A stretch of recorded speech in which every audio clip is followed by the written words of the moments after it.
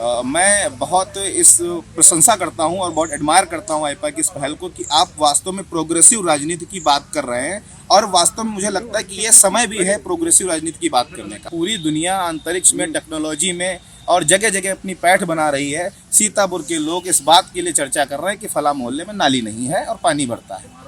मैं आपको सीतापुर में, चाहे वो प्रेम नगर हो, चाहे वो खूबपुर हो, चाहे वो काशीराम कॉलोनी हो या कोई भी मोहल्ला, आप एक मोहल्ला ऐसा ढूंढ के नहीं बता सकते जो वेल मेंटेन नालियों के साथ लोग वहाँ रह रहे हों, सड़कों पर कोई गड्ढा न हो। नमस्कार, मैं सभी अहमद सीतापुर से। आईपा यानी all India progressive politics association. AIPA एक ऐसा मंच है जहां पर हम बात करते हैं देश में प्रगतिशील राजनीति को बढ़ावा देने की, सामाजिक मुद्दों की, जन सरोकार से जुड़े हुए मुद्दों की। आईपा के मंच पे आज हमारे साथ में मौजूद है अनुराग त्रिवेदी जी हैं, जो पेशे से शिक्षक हैं। सर, आईपा के मंच पे आपका बहुत बहुत स्वागत है। धन्यवाद। सर, हम आपसे ये जानना चाहेंगे कि जो प्रगतिशील राजनीति है उसको लेकर आपके मन में क्या विचार है और आप कैसे चाहते हैं कि देश में कैसी राजनीति होनी चाहिए? बिल्कुल, बताओ राजनीति विज्ञान के शिक्षक, मैं कोट करना चाहूँगा अरिस्टोक्रेटिस, अरस्तु जिसे बोलते हैं। अपने वितरणात्मक न्याय प्रणाली में उन्होंने एक बात कही थी कि उच्चतम शासन वही है जहाँ शासक शिक्षित, सभ्य और गुणवत्तापूर्ण चरित्र से जो है नियुक्त होता हो और स्वयं पर भी शासन करता हो और जनता पर भी शासन करता हो। अब अगर हम बात करें प्रोग्रेसिव पॉलिटिक्स या जो है कैसी राजनीति होनी चाहिए देश में इस तरीके की, हम आज़ादी से लेकर अगर बात करें तो आज़ादी के समय आपको पता है एक बड़ी विडंबना मुझे देखने में आई कि संविधान निर्माताओं ने कहीं पर भी शिक्षा का उल्लेख नहीं किया। विडंबना कहें या कहें कि उचित प्रतिनिधित्व देने के कारण, क्योंकि जिस समय आज़ादी हमको मिली थी और संविधान निर्माण कंप्लीट हुआ था, पूर्ण हुआ था, उस समय भारत की साक्षरता दर 18.33 लगभग 18.5% हुआ करती थी। तो उस समय इस प्रकार का कोई प्रावधान कर देना कि शिक्षित व्यक्ति ही जो है वोट डाल पाएगा या शिक्षित व्यक्ति ही चुना जाएगा, दोनों अपने आप में थोड़ा सा ऐसी स्थिति पैदा कर देते कि एक बड़े वर्ग समुदाय में असंतोष की स्थिति पैदा हो जाती। ठीक है, उसके बाद आते आते सन 2000 का समय आया, 2001 का समय आया और उस समय जो साक्षरता दर बढ़ी वो बढ़ के तकरीबन जो है 60% से ऊपर पहुंची और वर्तमान में जब हम बात कर रहे हैं भारत की साक्षरता दर 84% है, जिसमें उत्तर प्रदेश की साक्षरता दर 69.79 समथिंग लगभग है। तो यहाँ पर जो सबसे बड़ा मुद्दा प्रोग्रेसिव पॉलिटिक्स में निकल के आता है कि अब वास्तव में आवश्यकता है कि हम एक ऐसे व्यक्ति को नेता के रूप में चुनें जिसके पास आइडियोलॉजी और आइडिया दोनों हो, जिसके पास एक विजन हो। और मुझे लगता है विजन के लिए अनुभव के साथ साथ शिक्षा की उतनी ही आवश्यकता है जितनी किसी अन्य तत्व की है। प्रधानमंत्री को बोलते हुए, वो कल सीतापुर में यहीं पे उपस्थित थे, उन्होंने अपने पूरे भाषण में 2-3 चीज़ों पर बहुत जोर रखा, जिसमें थे दलित और गरीब।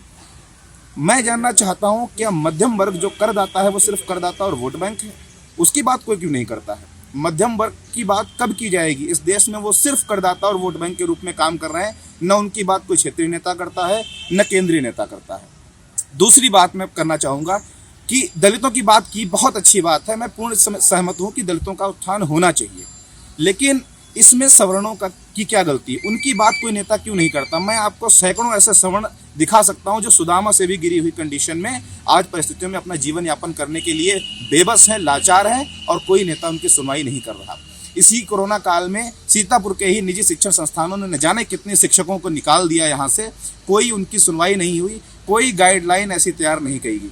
तो प्रोग्रेसिव पॉलिटिक्स में ये मुद्दा और होना चाहिए, एक जोड़ा जाना चाहिए कि जो संविदा कर्मी हैं या प्राइवेट कर्मी हैं उनके लिए भी एक नियमावली तैयार की जाए, क्योंकि ये मांग है इस समय वर्तमान में जब पूरा विश्व भारत की तरुणाई की तरफ देख रहा है। हम सबसे युवा राष्ट्र हैं, लेकिन सबसे ज़्यादा युवा बेरोजगार भारत में ही है।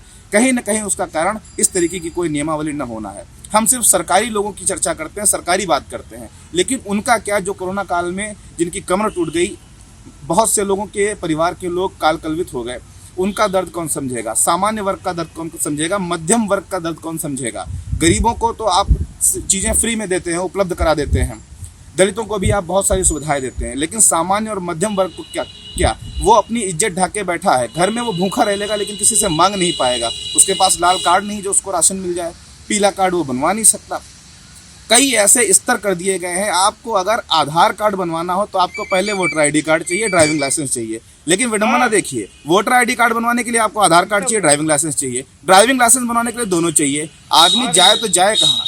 मुझे लगता है कि इन नियमों में संशोधन करके इन सुविधाओं को डायरेक्ट टू होम पहुंचाया जाना चाहिए। हालांकि सरकार ने कुछ प्रयास किए हैं, मैं ऐसा नहीं कह रहा कि बिल्कुल प्रयास नहीं हुए हैं, लेकिन उनमें और भी बहुत अधिक सुधार की ज़रूरत है ताकि ये जो बीच की कमीशन खोरी है ये बंद हो सके। कल को अगर कोई व्यक्ति एक स्कूल खोलना चाहता है तो उसे 50 स्तरों से गुजरना पड़ता है। भले ही वो लोगों को निःशुल्क शिक्षित करे या कम से कम पैसे में शिक्षित करे, लेकिन उसे कई जगह 5-5 लाख 6-6 लाख रुपए घूस के रूप में देने पड़ते हैं। ये सच्चाई है। इससे वही अवगत हो सकता है जो उन स्तरों में फंसा हो। ऊपर बैठे नेता और या सबसे नीचे स्तर का आदमी इनसे कभी परिचित नहीं हो सकता। इनसे वही परिचित होता है जो व्यक्ति कर दे रहा है, जो व्यक्ति इस देश की कमर बना हुआ है, लेकिन उसकी बात आज तक किसी नेता ने नहीं की। 2022 का चुनाव है वर्तमान में, सीतापुर के आप रहने वाले हैं। सीतापुर में जो प्रमुख समस्याएं हैं वो अभी दूर नहीं हुई है। तमाम राजनीतिक नेताओं के द्वारा तमाम वादे भी किए जाते हैं 5 साल के अंदर, कितने पूरे होते हैं 5 सालों में और क्या समस्याएं हैं? मैं आपको धन्यवाद देना चाहूँगा कि आपने इस प्रकार का प्रश्न मुझसे किया।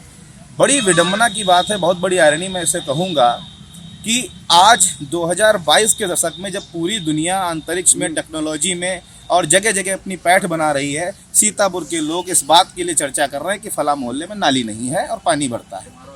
मैं आपको सीतापुर में, चाहे वो प्रेम नगर हो, चाहे वो खूबपुर हो, चाहे वो काशीराम कॉलोनी हो या कोई भी मोहल्ला, आप एक मोहल्ला ऐसा ढूंढ के नहीं बता सकते जो वेल मेंटेन नालियों के साथ लोग वहाँ रह रहे हों, सड़कों पर कोई गड्ढा न हो।